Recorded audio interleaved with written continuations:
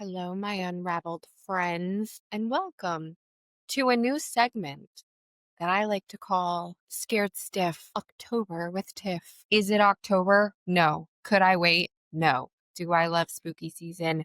Absolutely. So you get it a week early. Who's complaining here? Not me. I hope not you. Anyway, all month long, all October long, we're going to be exploring stories that kind of live in the shadows, the tales that maybe make you check the locks twice on the door and might make you sleep with a light on. I love that. I love that. We're going to start with a question, though, today. We're going to start with a question. This is a question that philosophers and priests and criminals have asked for centuries. Where does evil come from? Is it a choice? Is it a flaw in our own human nature? Or is it something else, something external, an invader that can creep into the darkest corners of the human psyche and maybe take the wheel? Most of us, when we do wrong, we have to face the consequences for those choices. What if you could stand before the judge and the jury and offer a defense so chilling, so unbelievable, that it would actually make legal history? What if you could claim that you yourself were not responsible for a brutal, vicious murder because the devil made you do it? Tonight, my friends, we are traveling back to 1981 to a very quiet small town in Connecticut where 19-year-old Arne Cheyenne Johnson did exactly that.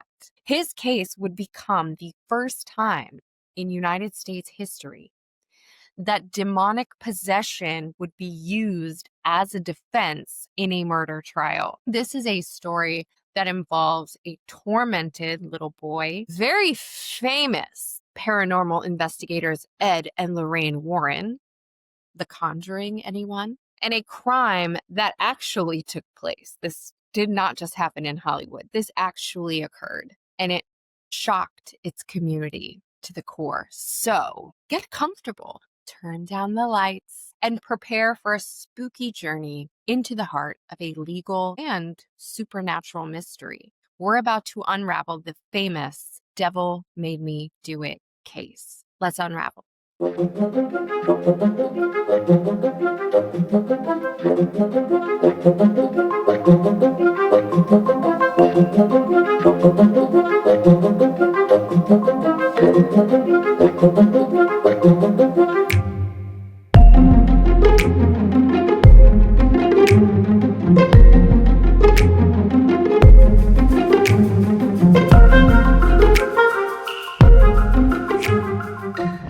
So now let's go back.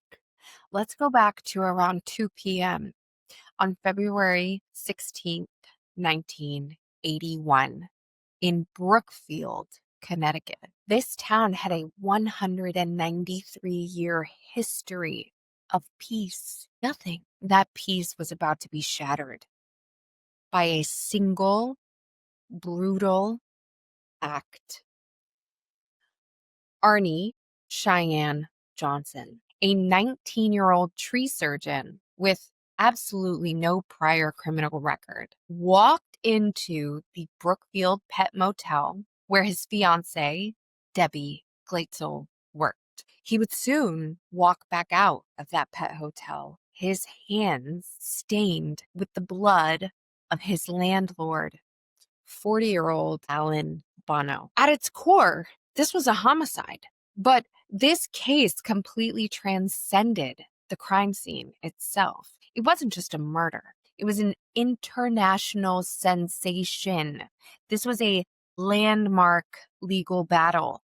This was a chilling story that asked the question that no courtroom had ever asked before. No legal system had ever faced. Can the devil bear criminal responsibility? The story didn't begin with Arne Johnson. It began with David Glatzel. David was an 11-year-old boy and his story began months before this murder took place. In the summer of 1980, after helping clean an old rental property, David reported being accosted by a terrifying figure, an old man with, quote, big black eyes and, quote, a thin face with animal-like features, unquote, and, quote, jagged teeth, unquote, who threatened the family's safety. At first, his family dismissed this. This is just a child's imagination. But then came the disturbances, and these disturbances escalated with a terrifying speed. David began to hiss like a snake. He began to spit and he began to swear in languages that he didn't know. He recited long passages from the Bible and even from John Milton's Paradise Lost in fluent Latin. His physical condition started to deteriorate right before the family's eyes. Unexplained scratches started to cover his body. Bruises would appear on his neck as if marked by invisible hands, and he experienced violent seizures. He reportedly performed rapid sit-ups for half an hour nonstop, and once in front of witnesses appeared to levitate. The family was desperate. They were desperate. They had called in a local to come to the home and perform his blessings, but it did nothing. And so what did this family do? Well, at the time, there were two people at the forefront of paranormal investigations, demonology, exorcisms. They called Ed and Lorraine Warren. These were the famed paranormal investigators fresh off of the Amityville horror scandal. Upon their first visit, Lorraine is a self-professed clairvoyant. She claimed to see a, quote, black misty form, unquote, next to David, which she interpreted as a very malevolent entity. The Warrens concluded that David was not just haunted. No, he was demonically possessed by not one, but 42 or 43 separate demons. This kid had a lot going on in there, apparently. With the help of priests from the Diocese of Bridgeport, the Warrens facilitated 4, quote, lesser exorcisms, unquote. These are rituals designed to expel a spirit, but a full exorcism was never sanctioned by the Catholic Church, but the rites proceeded. During these rites, witnesses that were present claimed that David stopped breathing. He cursed with profanity that no 11-year-old child should know. And at one point, he demonstrated what they believed was precognition, predicting the future murder of Alan Bono by Arne Johnson.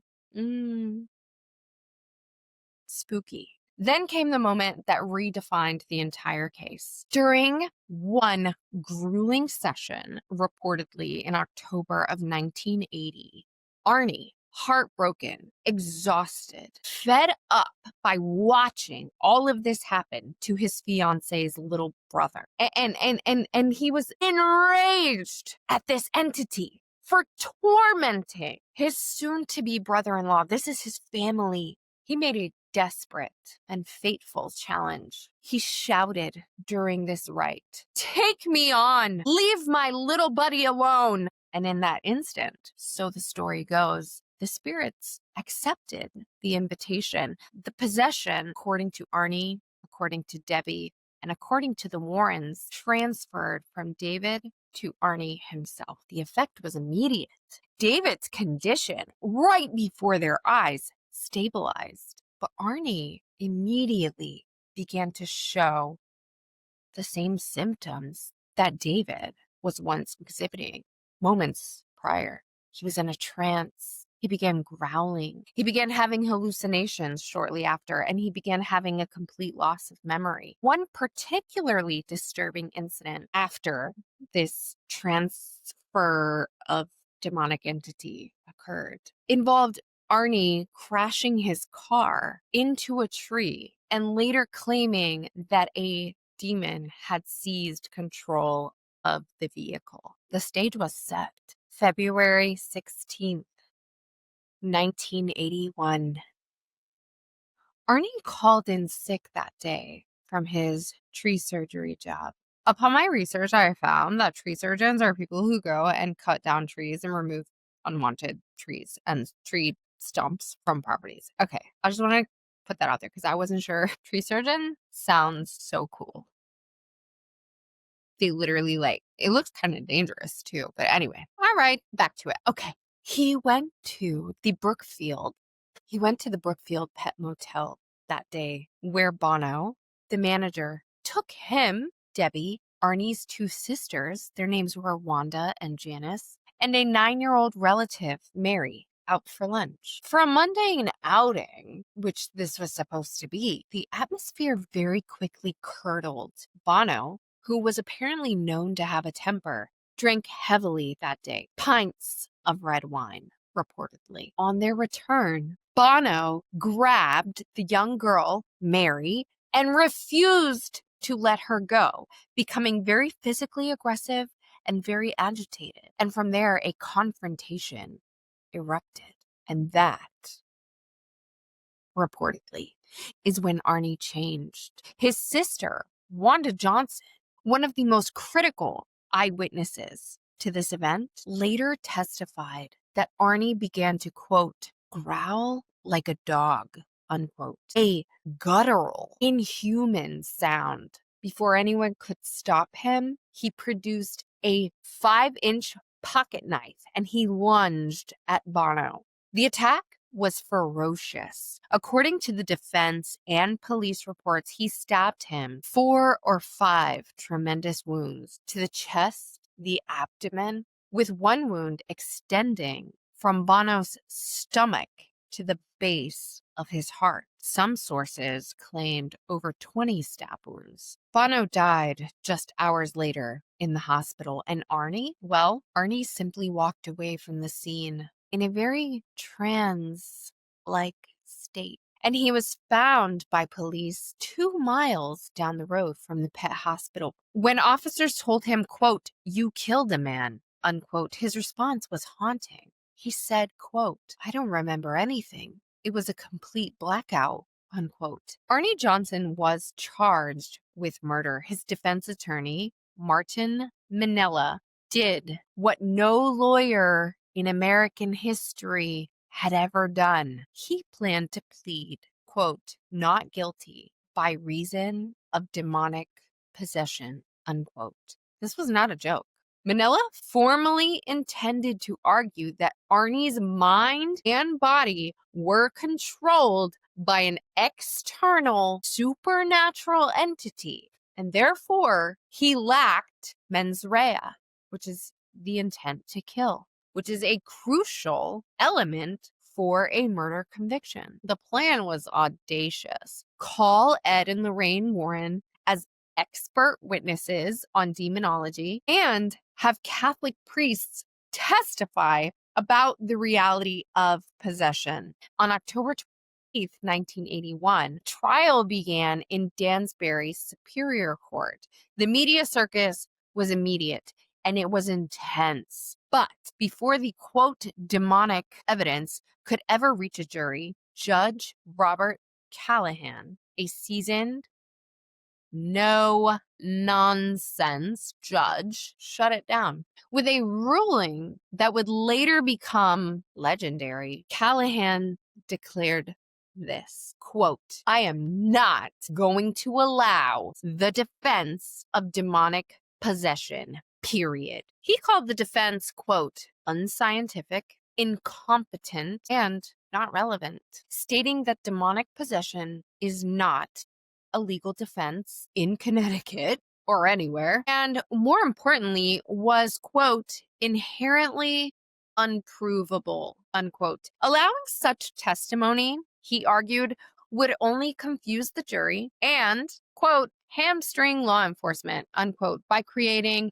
an unverifiable excuse for future crimes. Right. Makes sense. The jury never actually heard a word about demons or exorcisms. And so, with his primary defense obliterated, Manella pivoted to self defense, arguing that Johnson attacked Bono to prevent him from harming the child, Mary, which they should have just went with in the first place. Yeah. But the prosecution had a very devastating counter to this. Arnie's own sisters actually had signed sworn police statements saying that they saw him stab Bono. And the eyewitness testimony fatally undermined any claim of acting in the heat of the moment to protect Mary. The jury here deliberated for only 15 hours. On November 24th, 1981, they returned their verdict: not guilty of murder, guilty of first-degree manslaughter. Legally, the jury found that he lacked the intent to commit murder, but his actions still resulted in an unlawful killing of a human being. On December 18th, 1981, Judge Callahan sentenced Arne Johnson to 10 to 20 years in prison, which was the maximum at the time for the charge. Arne Johnson became known as an exemplary inmate. He earned his high school diploma. He took college courses, and he actually married Debbie from the story, his fiance. He actually married Debbie in a prison ceremony in 1984. And after serving nearly 5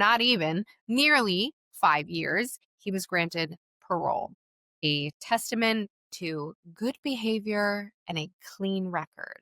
He and Debbie actually went on to have 2 children. They lived a very quiet, very private life ever since then. Debbie actually stood by the possession story until her death from cancer in 2021. Arne, who is still alive today, broke his decades-long silence in the 2023 Netflix documentary called The Devil on Trial, where he maintains to this day his account of all of these events. But a very different narrative emerged from within the Glatzel family itself.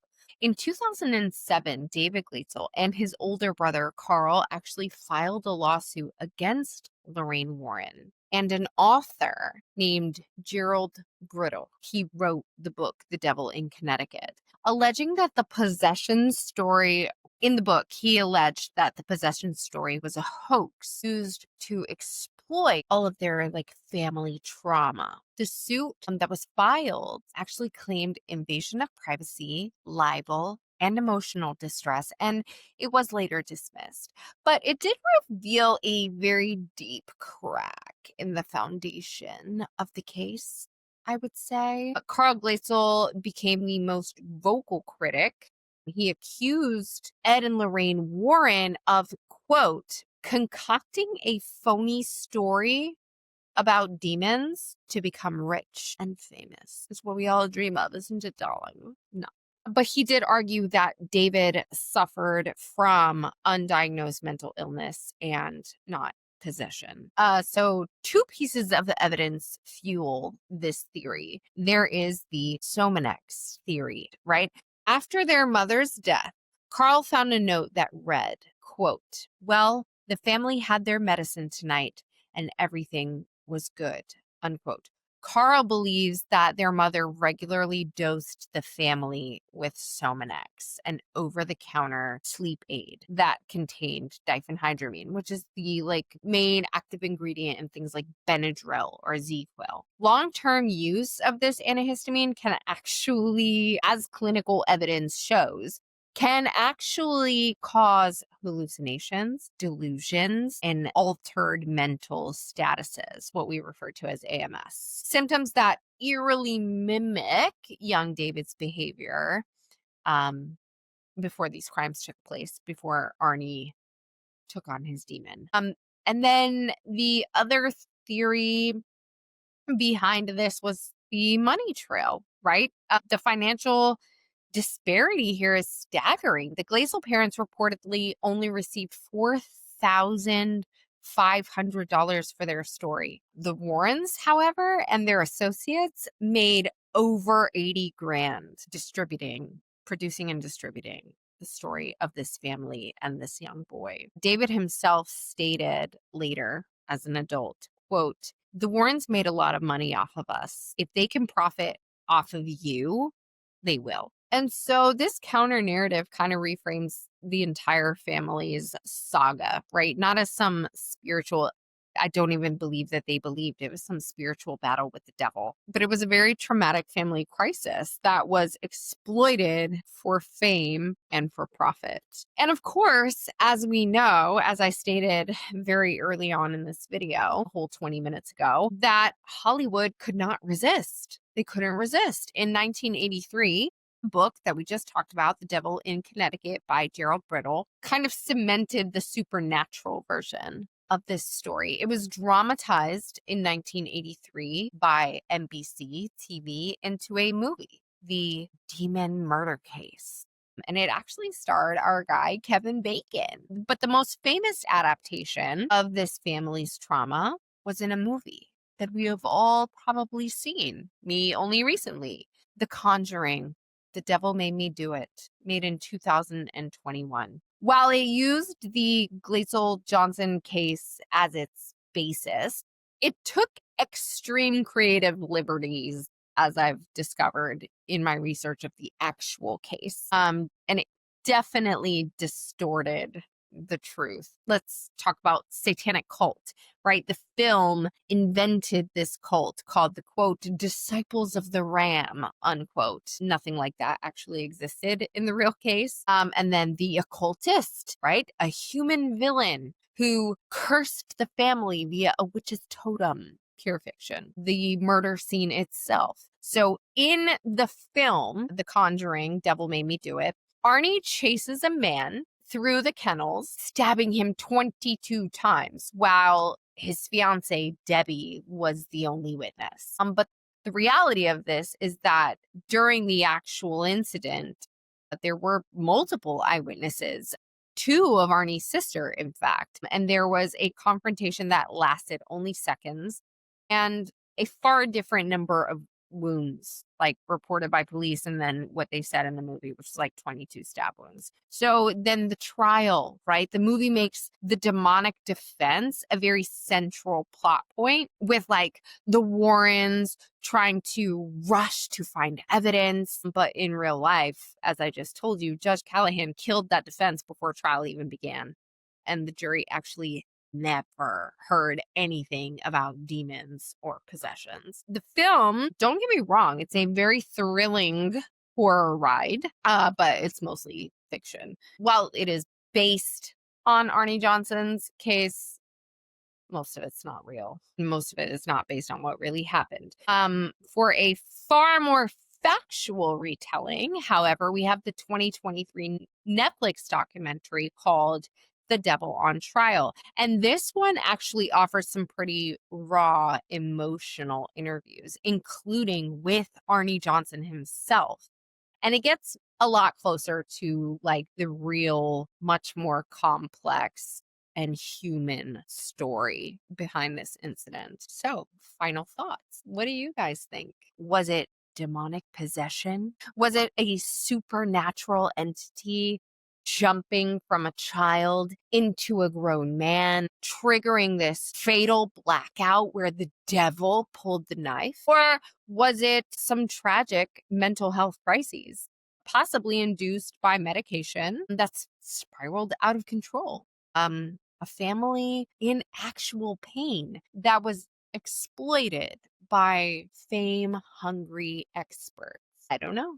Or perhaps the most chilly answer, the young man snapped. Maybe he was jealous of his landlord. Maybe he was agitated by stress and trauma, and then he committed this murder in a drunken rage. And the possession story just at that point became a very convenient and maybe even comforting way to explain this unfathomable occurrence. The law gave its answer. It drew a line. It said, quote, We convict men, not spirits, unquote. Arne Johnson was found guilty, like I said, of manslaughter by human hands. But the case does live on. It lives in the questions that it forces us to confront about faith, about science, about memory, and about the very nature of evil. It lives in the divide